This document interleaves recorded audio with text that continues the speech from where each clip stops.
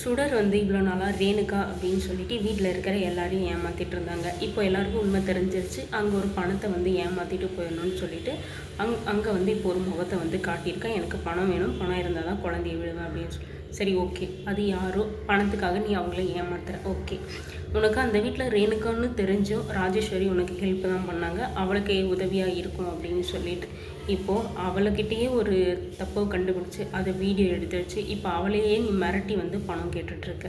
சரி, ஓகே, அவளும் வந்து வெளியாள். சரி, நடுவில் அவள் வந்து உன்னை பற்றி தெரியாமல் வந்து உனக்கு சப்போர்ட் பண்ணிட்டா, அவளை நீ ஏமாத்துறது ஓகே. இப்போது ரகு தான் வந்து உன்னை அங்கே பிளான் பண்ணி அந்த விஜய் கிட்ட போக வச்சதே ரகு தான். உனக்கு பல பிரச்சனையில் வெளியே இருந்து உள்ளே இருந்து எல்லா இடத்துலையும் ஹெல்ப் பண்ணது ரகு தான். இப்போ நீ ரகுவவே ஏமாற்றிட்டு அந்த பணத்தெல்லாம் எடுத்துகிட்டு போகணுன்னு நினைக்கிறேன். இது கொஞ்சம் மனசாட்சியோடு இருக்கா சுடர் அப்படின்னு சொல்லிட்டு சுடரை பார்த்து கேட்கணும் போல் இருக்குங்க. ஏன்னா வந்து ரகுக்கே தெரியாமல் வெண்பாவை தூக்கிட்டு வேறு இடத்துக்கு போயிட்டா வித்து யாரோட அப்படின்னா அந்த ரகு கூட ஒரு அடியாள் இருப்பாங்க, அந்த பையனோட தான் வந்து அவனோட உதவியோட ரேணுகா சுடர் வந்து தப்பிச்சு போயிட்டாங்க. இப்போது ரகுக்குமே தெரியாது சுடர் என்ன பண்ணுறான், எங்கே போயிருக்கான்னு. காரணம் எல்லாமும் வந்து விஜய் கிட்ட கேட்டிருக்கிற பணம், கதிரேசன் கிட்ட கேட்டிருக்க பணம், அதுக்கப்புறம் வந்து ராஜேஸ்வரி கிட்ட கேட்டிருக்க பணம். இவங்க 3 பேர்கிட்ட கேட்டிருக்க பணம் நமக்கு தான் வரப்போகுது. இதுக்கப்புறம் ரகுவோட உதவி எதுக்கு நமக்கு அப்படின்னு சொல்லிட்டு தான் வந்து சுடர் வந்து இப்படி ஒரு ஐடியாவை வந்து எடுத்து போட்டிருக்காங்க. இது வந்து எப்படி ரகுவுக்கு தெரிய வருது அப்படின்னு சொல்லிட்டு பார்த்தீங்கன்னா, சுடர் வந்து ராஜேஸ்வரி பணம் கேட்டதுமே ராஜேஸ்வரி உடனே வந்து நேராக வந்து ரகு கிட்ட தான் போயிருக்காங்க. ஏன்னா வந்து ரகு சொல்கிறத தானே இவ செஞ்சிட்ருக்கா அப்படின்னு சொல்லிட்டு அங்கே போனதான் தெரியுது ரகுவே வந்து ஏமாற்றிட்டு போயிருக்கா அப்படின்னு சொல்லிட்டு. சுடர் ஒரு பக்கம் வந்து இப்படி எல்லாரையும் ஏமாற்றிட்டு போயிட்டுருக்காங்க. இது வந்து ரகுவாலையும் சரி ராஜேஸ்வரியாலையும் சரி தாங்கிக்கவே முடியல. அவளுக்கு எவ்வளோ ஹெல்ப் பண்ணியிருக்கோம், எவ்வளோ உதவி பண்ணியிருக்கோம், எந்த ஒரு பிரச்சனை வராமல் அவளை நம்ம பார்த்துக்கிட்டோம். ஆனால் இன்றைக்கி பணம்னு வந்த உடனே நம்மளை வந்து கை காட்டிட்டு நம்மளவே வந்து ஏமாற்றிட்டு போகிறாளே அப்படின்னு சொல்லிட்டு ரகு டென்ஷனாக இருக்காங்க. ராஜேஸ்வரி வந்து ஒன்றுமே புரியல. அவள் என்ன நினச்சிட்ருக்கா, அவங்கள பணம் கேட்குறது பரவாயில்ல, என்ன அவள் மிரட்டி எப்படி அவள் பணம் கேட்கலாம், அவளுக்கு நான் யாருன்னு தெரியல, அவள் மட்டும் என் கையில் கிடச்சானா அவ்வளோதான் அவள் அப்படின்னு சொல்லிட்டு ரகுக்கிட்ட ஒரு மிரட்டலை விட்டுட்டு ரகு வந்து அவளை கூட்டி சீக்கிரம் நான் வந்து 2 நாளில் கண்டுபிடிக்கிறேன் அப்படின்னு சொல்லிட்டு ராஜேஸ்வரிக்கு ஒரு வாக்கு கொடுத்து அனுப்பிச்சிருக்காரு. ராஜேஸ்வரியும் அதை நம்பி எனக்கு தெரியாது, எனக்கு அவள் வேணும், என்னவே அவள் பணம் கேட்குறாளே மிரட்டி அப்படின்னு சொல்லிட்டு ராஜேஸ்வரி பக்கம் வந்து ரகு வந்து மிரட்டிட்டு போயிட்டுருக்காங்க. இப்படி எல்லாரும் மாற்றி மாற்றி மிரட்டினே இருங்க. அவள் பாட்டுக்கு அவள் சைடு பணத்தை எடுத்துகிட்டு போயிட்டு தான் போகிறாள்.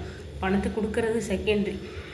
ஆனால் இவர் ரகுவே ஏமாத்துவா அப்படின்னு சொல்லிட்டு நான் கொஞ்சம் ஏமாந்து போயிட்டேங்க, பண்ண மாட்டா அப்படின்னு சொல்லிட்டு. ஆனால் ரகுவுக்கு வந்து நம்பிக்கை இருக்குது, இவள் கண்டிப்பாக எப்படி நம்மளை ஏமாற்றிடுவா அப்படின்னு சொல்லிட்டு. இப்போ அந்த அளவுக்கு வந்து கிரிமினலாக ஆகி நிற்கிறாங்களாம் சுடர். ஒரு பொண்ணு கையில் வெண்பா கையில் இருக்கா அப்படின்றதுக்காக வந்து மைண்டு எப்படியோ யோசிக்க வைக்கிது. பணம் வந்து யாரை வேணாலும் ஏமாற்றலாம், இவங்கள கூட ஏமாற்றிடலாம் அப்படின்னு சொல்லிட்டு வந்து யோசிக்க வச்சதுனால தான் இப்போது எந்த ஒரு ஹெல்ப்பும் இல்லாமல் எந்த ஒரு உதவியும் இல்லாமல் இப்போ இருக்காங்க. ஸோ இப்போ இவ்வளோ தூக்குறது வந்து ஈஸியாக இருக்கும். ஏன்னா வந்து ரகு ஹெல்ப் பண்ண முடியாது, இதுக்கப்புறம் ஹெல்ப் பண்ணவும் மாட்டார். எவ்வளோ தைரியம் இருந்தால் என்னவே நீ ஏமாற்றிட்டு போயிட்ட அப்படின்னு சொல்லிட்டு மாட்டி விடுறதுக்கு ரகு வந்து எவ்வளவோ சான்சஸ் இருக்குது. அதையும் மீறி தான் வந்து இதுக்கப்புறம் வந்து என்ன பண்ண போகிறாங்க அப்படின்னு சொல்லிட்டு. வெண்பா தப்பிச்சாங்கன்னு பார்த்தா கண்டிப்பாக தப்பிக்கலாங்க. திரும்ப வெளியே வந்து அந்த பையன்கிட்ட வந்து மாட்டிக்கினாங்க. அந்த பையன் தான் வந்து இப்போதைக்கு சுடருக்கு இருக்கிற ஒரே ஒரு உதவி, ஒரே ஒரு ஹெல்ப்பு, காப்பாற்றுறதுக்குமே அவன் மட்டும்தான் இருக்கான்.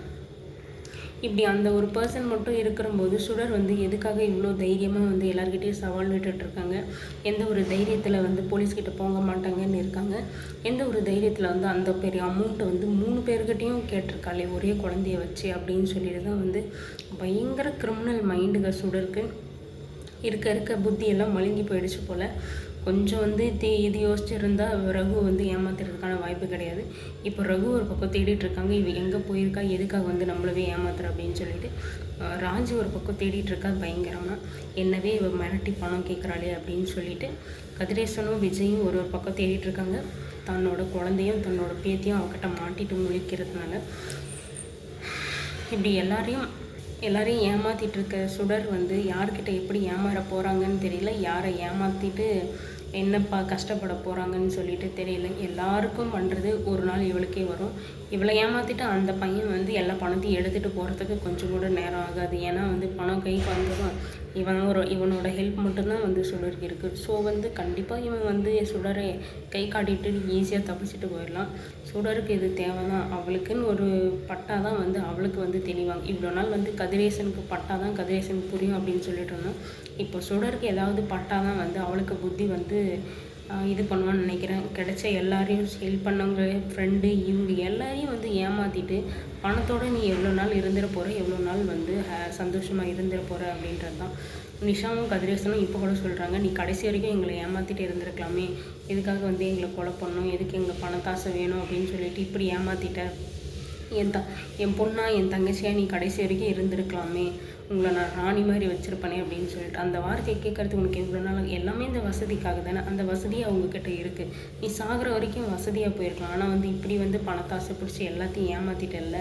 சுடர் கண்டிப்பாக இதுக்கு என்ன நீ பதில் சொல்ல போகிற அப்படின்னு சொல்லிட்டு நான் வெயிட் பண்ணிகிட்ருக்கேன். என்ன நடக்குது அப்படின்னு சொல்லிட்டு எபிசோட் பார்த்து தெரிஞ்சுக்கலாம்.